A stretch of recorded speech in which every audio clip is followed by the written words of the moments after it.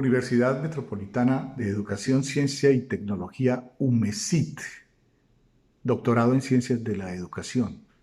Comparativo Educacional Colombia, Panamá, Ecuador, Mario Javier Pacheco.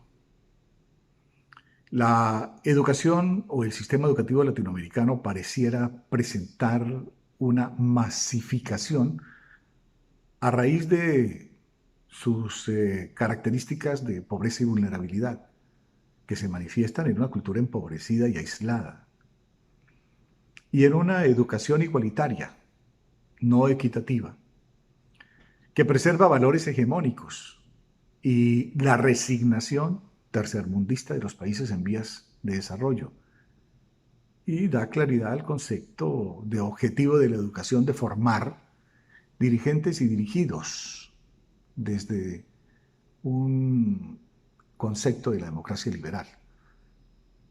En las décadas de los 60, 70, 80, la educación fue instrumentalizada para redefinir identidades nacionales en proyectos que fueron contaminados por los gobiernos de turno, convencidos del poder alienador de la educación, que suele confundirse con formación y con aprendizaje. Se modificaron entonces los currículos antes intocables y sacralizados para cumplir objetivos no siempre académicos o educacionales. Se incorporaron, surgieron corrientes pedagógicas como la de la teoría de la liberación, la teoría del desarrollismo. En Colombia, la educación se rige por las leyes 32 de 30 de 1992 y la ley 115 de 1994. Y la política ha incidido muchas veces en la educación para fortalecer sus proyectos, por ejemplo el de la paz, con cátedras de paz, pero ha sido un poco más infiltrada por el magisterio. La educación en Colombia tiene 44 billones de pesos, hubo un incremento del 11%, 4 o 5 billones durante el paro en diciembre del 2019, como una oferta a los estudiantes. Los estudiantes no cesaron el paro, lo continuaron desenmascarando que su propósito no era los recursos educacionales, sino la desestabilización, unas propuestas que no estaban en el pliego. La educación en Colombia, dice la Constitución, es un servicio, por lo tanto es medible, es cuantificable, desde el punto de vista costo-beneficio, por ejemplo.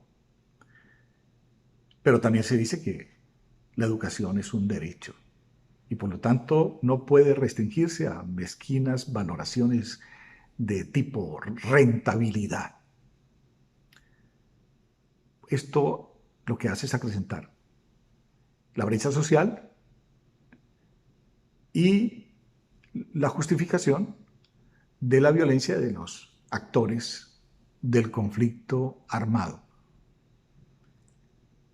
Igualmente, este tipo de problemas profundizan la crisis que ha existido permanentemente entre las agremiaciones, los sindicatos del magisterio y el gobierno, que a la postre lo que han dado como conclusión es que allí lo que existe es una forma de lucha para alcanzar el poder.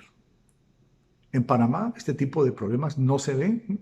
En Panamá el sistema educativo se contempla en la ley 46 de 1947. Ha sido tocada, obviamente, por el sector político. Mireya Moscoso lo hizo en el 2004, Ricardo Martinelli lo intentó en el 2007, pero sus propuestas fueron rechazadas por sectores de la oposición a este tipo de inversiones y por el mismo magisterio, que no estuvo de acuerdo con algunas novedades o innovaciones pedagógicas. Martinelli también experimentó con la economía del conocimiento, que es una corriente europea que es básicamente competitiva, inversionista, pero que no tiene nada que ver con la realidad latinoamericana y muchísimo menos con la realidad panameña. Definitivamente hay sectores de la población que no alcanzan los recursos o no tienen las facilidades para la educación básica. Esto no ha podido ser solucionado a pesar de que se habla de que la educación en sí misma es un factor de equidad social. Eso se derrumba con las realidades panameñas. En el nivel superior, en el nivel universitario, las cosas no marchan mejor y encontramos que Panamá es uno de los países con menor calificación en la cualificación de sus docentes. En Ecuador, al contrario, el artículo 71 establece pues que el 30% del presupuesto debe ser para la educación. Y la llegada de Rafael Correa le dio un vuelco total con su revolución ciudadana al tema educativo, porque allí la infiltración vino de parte de él para fortalecer su programa de gobierno. Así que la revolución que él llamó la revolución ciudadana alcanzó a tener unos avances bastante provechosos en el campo de la estructura educacional, en el campo de la inversión en escuelas y colegios. Esto se vio claramente durante todos los años de gobierno. Hubo exoneración total de matrículas, hubo uniformes gratis, hubo alimentos escolares en casi todas las instituciones educativas. ¿Cuál fue el problema del presidente Correa? El intentar que su ideología se metiera a la fuerza en todos estos jóvenes estudiantes y por eso vino después un proceso de regresión que algunos han justificado o explicado en el sentido de que estos procesos revolucionarios o ideológicos no contemplaban realmente lo que es la vida de los ecuatorianos.